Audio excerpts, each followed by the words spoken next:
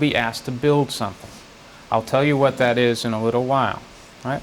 But you will have to go into the tool panel and get tools, and you'll have to use materials and cut wood and string and metal, and you'll have to solve that problem.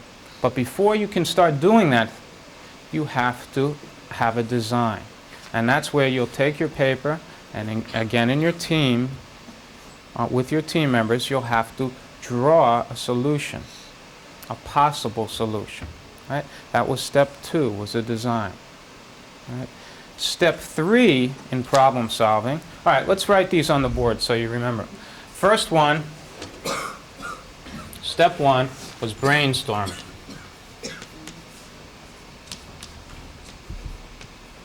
Step 2 was design.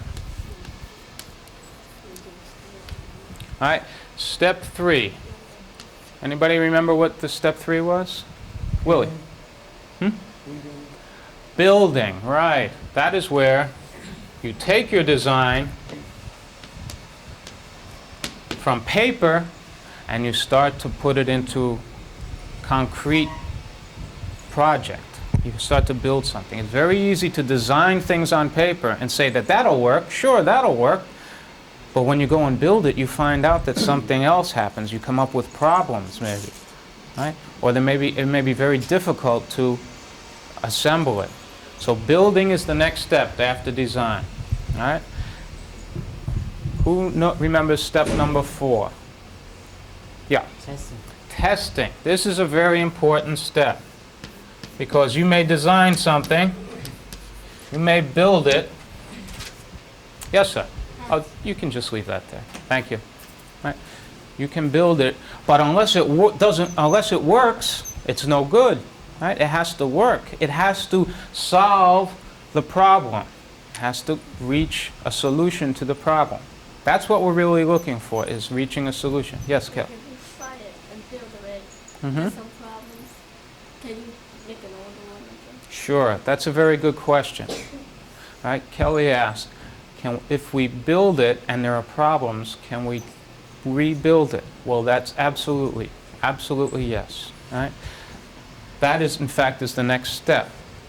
Right? The next step, the one that in our way of solving a problem, is called evaluating. Now that's a big word. Evaluating means to look at it and see, does it solve the problem? Right? Does it protect the egg from breaking when you test it? Or does the egg break every time you test it? If the egg breaks every time you test the crate, then that's not going to solve your problem. Right? But if, when you evaluate it, it does solve the problem, then you know you're on the right track. If it doesn't solve the problem, then you have to go back to designing again. Something's wrong with your design. Right? So you have to go back to designing and changing and building again, and then test it again. All right? After a period of time, you're going to start to see your design evolve. Evolve means it changes. It doesn't change completely, but in small steps it starts to change and starts to come to a solution to that problem. Notice I haven't told you your problem yet. That's the last thing. Right? When you think that your solution, your project, solves the problem that I've given you, then we're ready for the final step, which is the contest.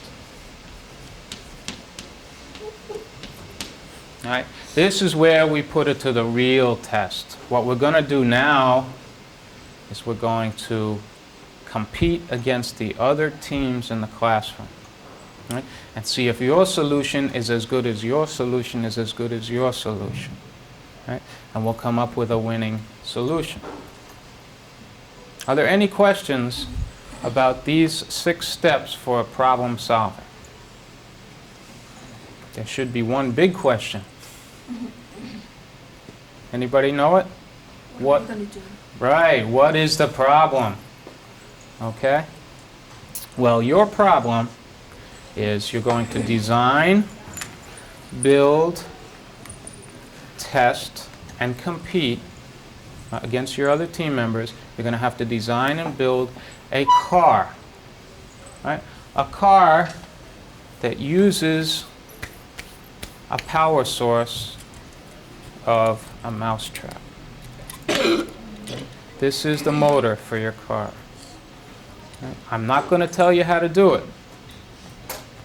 You're going to have to figure out a way to design and build a car that uses this mousetrap as its motor. Right? There's a lot of power, as anyone who's gotten their finger caught in a mousetrap knows, there's a lot of power in a mousetrap. Right? This arm swings back. Right? There's a lot of force built up in that, and you can use that force to make a car move. If we can. How about if we can? If you can't. Well, that's why I want you in groups of 3 team members. Right? Because if you have a problem coming up with ideas, then maybe someone else can help you. Maybe you are better at, let's say, building. But Kelly is, let's say, better at designing. Well, if the 2 of you work as a team, with Kelly designing first, and then Eileen building next, right? Then you can come up with a solution. Right? Okay, there are some rules to this contest. Right? And let's go over those rules first. All right? Number 1, you will be limited in the amount of materials you can use.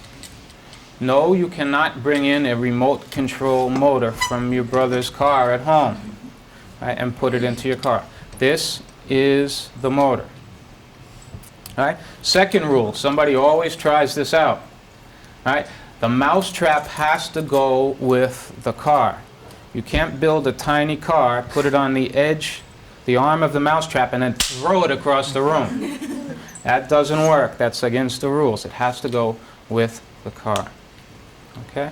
And the third rule is that you can buy some extra materials. Not real money, but credit card money. We'll talk a bit more about that in a little while. Right? I will be issuing each team an American Express card. Right? And you'll be allowed to charge some extra materials on your American Express card. But keep in mind that the more you charge, the more expensive your car is going to cost, and it may not win one of the prizes. Now, as far as the winning cars, there are 2 categories of winning cars. Number 1 is the car that goes the farthest. When we take it out into the hall and we race those cars one by one down the hall, the winning category 1 winner is the car that goes the farthest. Right? If you look on the floor, you'll see these little square tiles. Right? Each one of those tiles is 1 foot across. Right? So when you start to test your car here in the room, you can count how many feet it goes by counting up the number of tiles that it's traveled. Right? That is the first winning category. The record, school record for distance traveled in that category is 56 feet 6 inches. 56 feet 6 inches is from the double doors out in the hall down to Mr. Zuckerman's door. Right? That's a pretty good distance traveled for using just the power of a mousetrap. Right? Now, the second category of winners, well, let me write this on.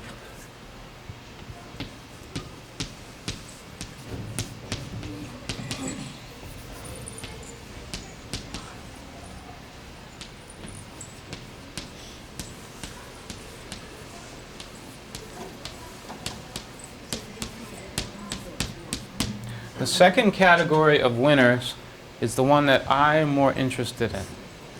And this is a category where we test how far the car has gone, and then we divide it by how much money you spent building your car. Right? Let's say, for example, Yin So builds a car that travels 100 feet. Destroys the school record fantastically, right? But he spent $200 on his American Express card to build this car. $200. He bought big wheels. He threw away big wheels. He didn't like them. He bought more big wheels. He bought long strips of wood. He bought all kinds of things from the parts department, right? He wasted a lot of materials, but he built a fantastic car, right? Well, he wins the first category. No problem, because his car broke the school record.